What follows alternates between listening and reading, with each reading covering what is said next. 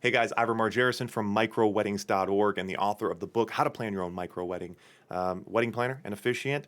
I've helped over 1,000 couples put these together. You've probably already heard me say that, but basically, small weddings is what I do. And today I'm going to be talking to you guys about the ceremony. Now, the wedding ceremony, this actually is advice that can apply to weddings of all size. The big thing to forget the big thing to forget is this idea that you have to follow traditions. The big thing to remember is that there's no rules. You can do whatever you want. It's your wedding. And that's why I always try to tell couples, they say, well, when do we have to do the vows or when do we have to do the I do's? You don't have to do anything, and there's no rules on the order. There actually isn't even like one traditional way to do a wedding. A lot of people say, we'll do it the traditional way. I'm like, well, what traditional way? Like every religion, every culture has their own. So what I say is like get online, research some different things, look at some different options, and then you and your fiance and your officiant can piece together the perfect ceremony for you. Now, the primary ceremony is going to be broken down into a couple main parts. Usually the intro is kind of the story of the two of you, talking about love, talking about marriage, what we're doing here, maybe the story of you two, maybe the story of how you met, stuff like that. Now, that's the intro. Now, if it's just the two of you, or it's like the two of you and your parents, that story is going to get a little bit shorter. At a big wedding, it's like you got to explain who everyone is because the six cousins in the back row don't even know why they're there. But as you do a smaller wedding, that intro section gets a little bit more intimate, a little less with like the broad Wikipedia page about who the two of you are. So you got the intro, love, marriage. Then you usually get into more of the vows. So these are the promises you're making to the other person. Like, I promise to always love you. I promise to be there for you. Those kind of things.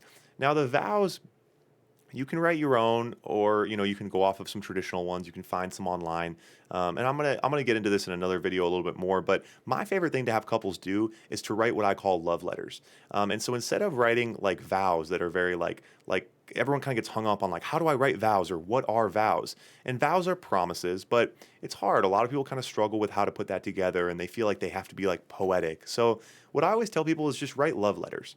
So what do you want to say to your fiance on your wedding day? So instead of saying like I declare that I will always, just write a love letter. Say, hey, the first time I met you, you spilled ice cream on yourself. It was adorable, and that's why I love you. And for the rest of our lives, and just like that, it's more casual. It kind of opens it up a little bit more, and I think it makes it a little bit more intimate. So that's always the part that I always have couples, if they do want to say something of their own, I always recommend the love letter format. And then in addition to that, repeating some of those kind of traditional vows after your officiant. Things like, I promise to always be there for you. I take you to be my wife. I take you to be my partner. You can still incorporate some of that stuff as well, to kind of add some needed seriousness to the moment. And then, of course, you got the I do's. Do you accept this person to be your husband, your partner in life? Da da da. You say I do. You guys are all familiar with that part.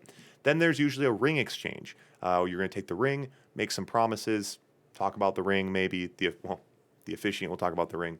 You usually don't have to talk about the ring very much. And you put the ring on your partner's finger, and obviously it's a symbolic moment there.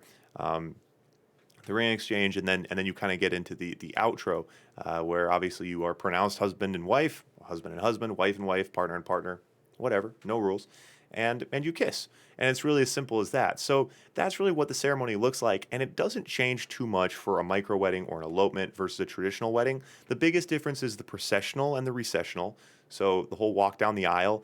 With a small wedding, you can still do that if you want to have. If someone wants to be escorted down the aisle, or if you want to play some music and still walk up, or have a wedding party stand on either side, maybe, that kind of stuff, you can always still incorporate those things, depending on, or you can just start up front with the officiant and do a short ceremony. So that part changes the most, the processional, recessional. And then the ceremony, it's really the length that I would say kind of changes the most. With a big wedding, it's like you got 150 people, they all travel across the country. Now they're in this big room sitting down. It's like you got to entertain them for a little bit. You can't just like say I do, kiss, and get them back up again. Your great uncle's going to be upset about that. So a micro wedding's a little different. You're standing out in a park. It's a little bit more informal, or standing. You can be sitting too, but it's just a little bit more casual. So usually the ceremony is a little bit shorter. Like I said, that intro part usually is shorter because you don't really have to explain as much. So the ceremonies get a little bit shorter, but for the most part, it's really declaring your love for each other, kissing, and everyone celebrating, hugging, and giving high fives. So it's really as simple as that.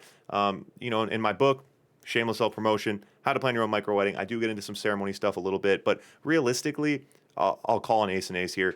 you don't need my book for this because your officiant is going to walk you through the ceremony creation. If your officiant is not helping you create the perfect ceremony, you have the wrong officiant. That's a big red flag. So if you're having any questions or you feel unfamiliar, you don't really get what's going on, it's because you got the wrong officiant. Now, you may have an officiant who's just not being quite as creative as you want to be, so just propose ideas to them. If you guys want to do something unique or special, check out Unity ceremonies, like unique Unity ceremonies on Google. There's all sorts of stuff. There's whiskey blending and time capsules, all sorts of fun stuff you can incorporate into a ceremony. Remember, there are no rules.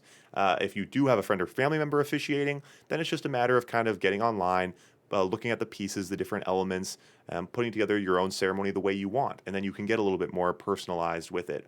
So again, guys, it's pretty simple with the ceremony. It really doesn't change that much compared to a regular wedding. Everything is just a little bit easier. And that's kind of the name of the game with small weddings. So again, guys, thanks for hanging out. If you enjoyed the video, please like and subscribe. Helps me immensely. Helps me create more content like this. I got more videos to come, or more videos already out. So check those out if you're looking for more stuff. Hopefully this can help you figure out if a micro wedding's right for you. And if it is, put it together, saving you some money, saving you some stress. Thanks for hanging out, guys. Catch you next time.